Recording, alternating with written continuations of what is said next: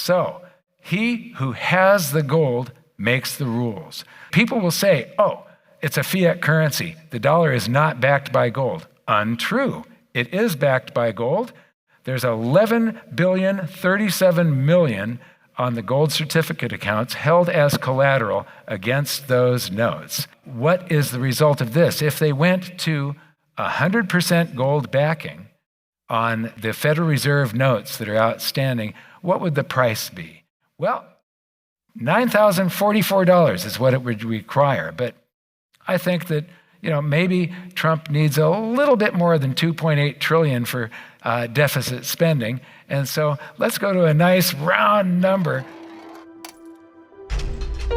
The dollar is currency, not money. That's going to be what our next guest is going to share with you. For many, many years, Mike Maloney has been studying economics and following the markets, and he is the best-selling author in the world on precious metals. His guide to gold and silver and investing in gold and silver was a bestseller for a lot of years, going over the basics of how to put metals in your portfolio. His latest book is a fascinating book where he really gets into detail, the great gold and silver rush of the 21st century.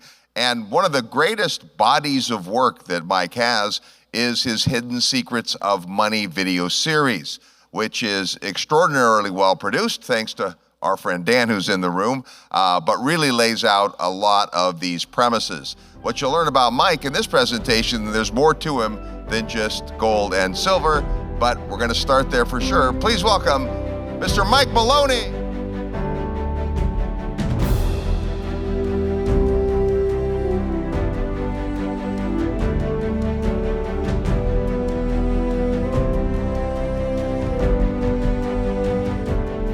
How's everybody doing? Are you enjoying the event?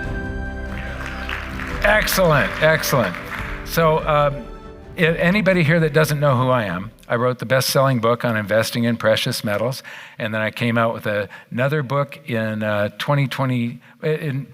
2023, The Great Gold and Silver Rush of the 21st Century, which is currently the best-selling book on investing in precious metals, and Amazon just gave it the #1 top rating of any book in the sector. So as far as customer reviews and ratings, it's a 4.9 on Amazon, and it's just a breath away from becoming a 5-star book.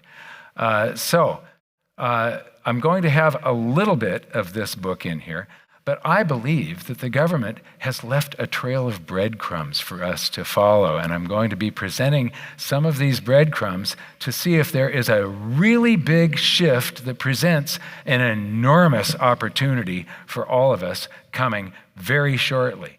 So first, though, I'm going to visit a little bit of history to give you some context. So, for what I'm going to present, you're going to want some background information so that you can see how this might affect you. There have been 4 monetary systems in the past 155 years. And so history repeats. This is a normal event. The thing is, it only happens once or twice in a lifetime. And so for me, I'm approaching 70. For me, the last time it happened, I was 15 years old. But this is not an extraordinary event. It is normal. It's just measured in very long time scales.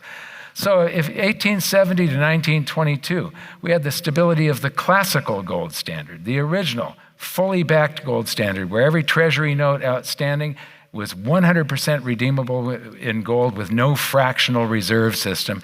And it was followed by an economic boom, World War I, suspension of the gold standard in Europe, massive currency creation to fund the war, the chaos of deflation and hyperinflation, and an emergency economic conference to create a new world monetary system, the Genoa Conference of 1922 to 1944, the stability of a partial gold standard. It was called the gold exchange standard between the wars, followed by an economic boom, the chaos of deflation, hyperinflation, suspension of the gold standard, World War II, massive currency creation to fund the war, and an emergency economic conference to create a new world monetary system, the Bretton Woods Conference of 1944. 1944 to 1971.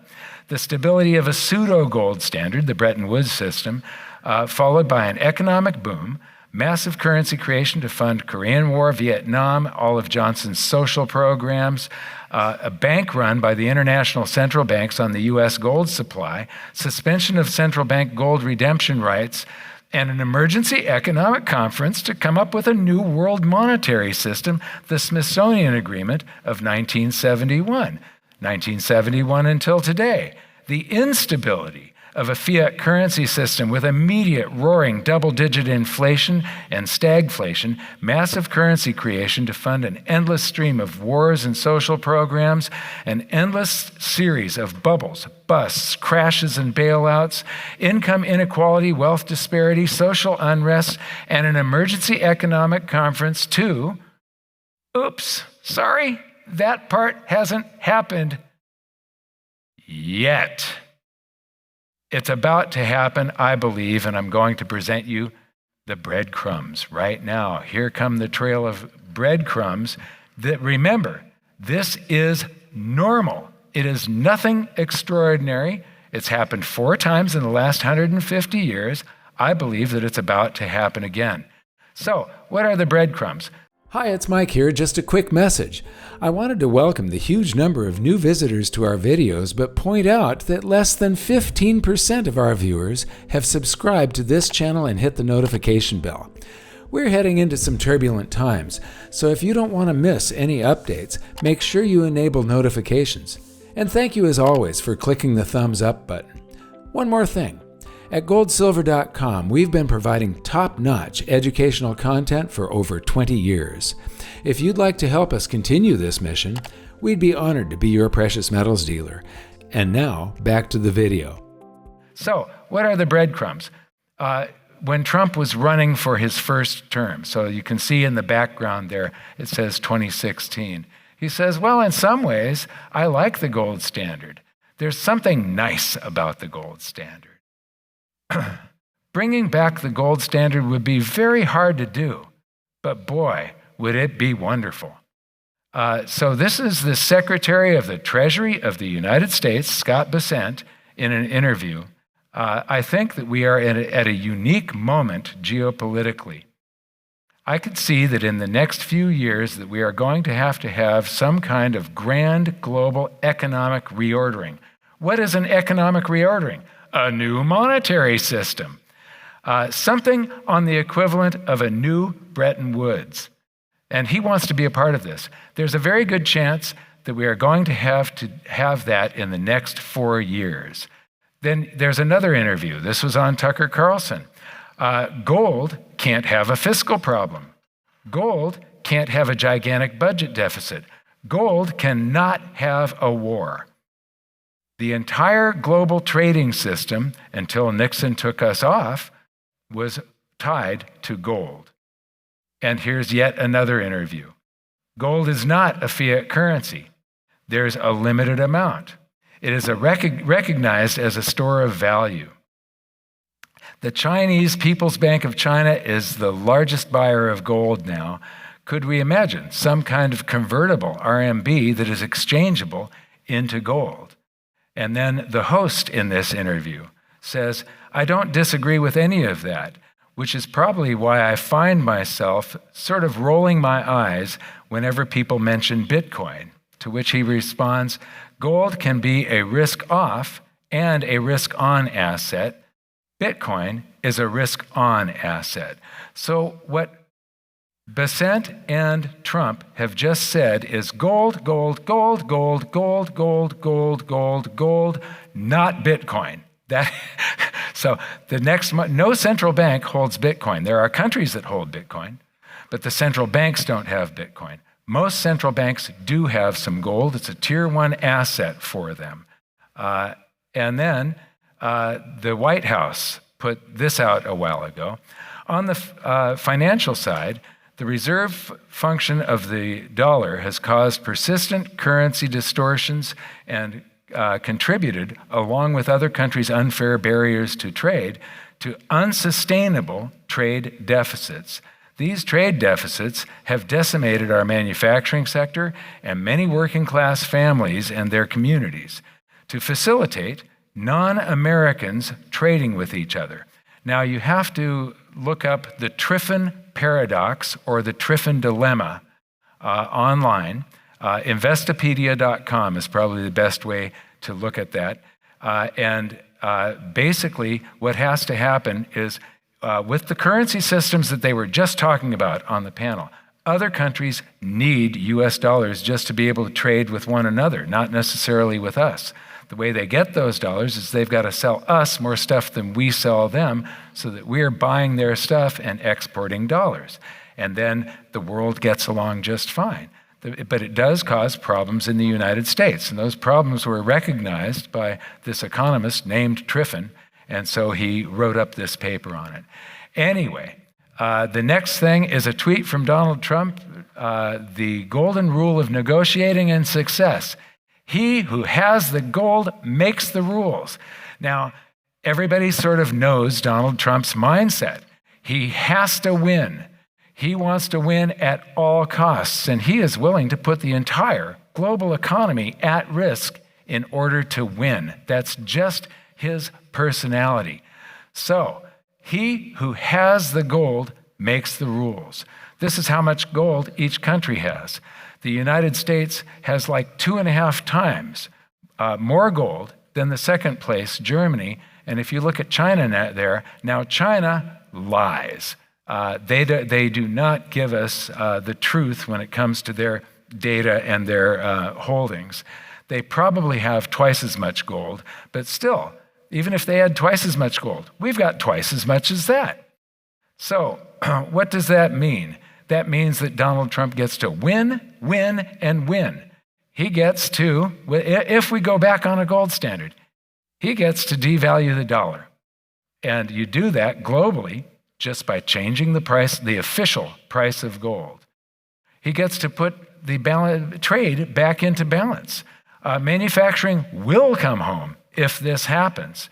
And he gets to maintain fiscal dominance around the world because we have the most gold. The dollar will still be king of the world.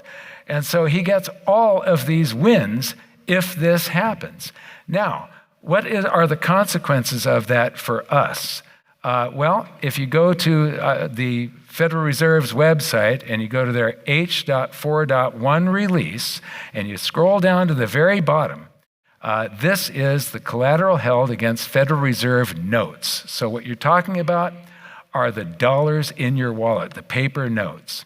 Those notes, all throughout all of the gold standards that we've ever had, the government has never guaranteed the bank credit, bank deposits. The gold standards back the paper notes that are in circulation, and they're fully exchangeable for gold under the classical gold standard, the treasury notes. A $20 bill had a $20 coin in the treasury's vaults backing it up, and it was fully exchangeable. So there is $2.8 trillion worth of Federal Reserve notes outstanding. Now, they're not outstanding because they're outstanding notes. They're a liability, so they're notes outstanding. Now, people will say, oh, it's a fiat currency. The dollar is not backed by gold. Untrue. It is backed by gold. There's 11,037 million on the gold certificate accounts held as collateral against those notes. Now, you take that number, 2,800 billion, and you divide that by the 11 billion, and what you come up with is that each dollar is backed by 0.39 cents worth of gold, 0.39%. So less than 0.4 of a penny at the official price. What is the statutory price for gold? It's 42 2/9 dollars. Leave it to a government to pick an irrational number. 42 2/9 is 42.2222222 out into infinity. It's a number that cannot be resolved. And so anyway, that's how it adds up to 11,037,000,000. Now, a gold standard is self-funding. All they have to do is declare a price that is higher than today and then stand ready to buy or sell gold in unlimited quantities. When a mining company brings you a whole bunch of gold, all you do is you print up gold certificates and you hand those to them and you buy the gold with the newly printed certificates and you've got a gold standard. It's an easy thing to do. And so if they do that, what are the consequences here? Well, we free up $2.8 trillion that is the collateral that is held. It's mostly U.S. treasuries that are held as collateral against these notes, giving him the ability, that goes into the rest of the Fed's balance sheet, and that can then be deposited in the Treasury General account, and they've got $2.8 trillion that they can spend against the deficit spending before the gold standard. Gold standards constrain governments. You can't do a bunch of deficit spending without doing something called crowding out, where you borrow too much gold out of the private sector, slow the economy down, reducing the tax revenues. And so there's a certain range where the government can do a tiny bit of deficit spending, but not the massive deficit spending we do today. So what is the result of this? If they went to 100% gold backing on the Federal Reserve notes that are outstanding, what would the price be? Well, $9,044 is what it would require. But I think that maybe Trump needs a little bit more than $2.8 trillion for deficit spending. And so let's go to a nice round number. I'm not saying this is where it's going, but I'm saying this is entirely possible. And I'm saying that I really do believe that we are possibly headed toward a new world monetary system. If you want more information on all of these breadcrumbs, because what I've done here is I've taken 2 of the videos that I've done, sort of woven together the major pieces of evidence, but excluded about 90% of the evidence that I use to support this theory that we are headed toward another monetary system. It's going to be sometime soon, and anybody here can take advantage of it. Here is the other video. So go to my YouTube channel and look for a new gold standard, evidence and path to $10,000 gold intensifies. And I'm going to go back a frame here. $10,000 gold this year, monetary reset, breadcrumbs in plain sight. So go and watch those, and then go to goldsilver.com for more information, or just in case you want to buy any gold and silver. So once you've gained a certain amount of wealth, once you've done a bunch of work, you've invested, and you've gained wealth, now what? What are you going to do? Are you going to just make more and more and more? Or do you also try to leave the world a better place than you found it? Do you try to create a world that is better for future generations?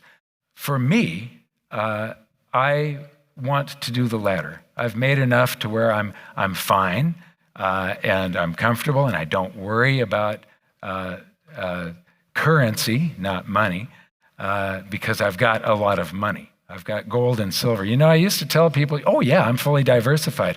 I've got both gold and silver. And really, it was my only investment for a long time. And everybody thought I was nuts. Turns out it's the #1 performing asset class other than cryptos, because cryptos came out in 2009. And when you go from 0 to something, that is an infinite return. But gold has a 5,000-year history, 2,500 years as money. So that was my only investment. Now I've got that, cryptos, a few other stocks. I've got Tesla Roadsters, and I've got some real estate. And so I am a little bit more diversified than I used to be. Now, for the next part of this presentation, what I'm going to be doing in the future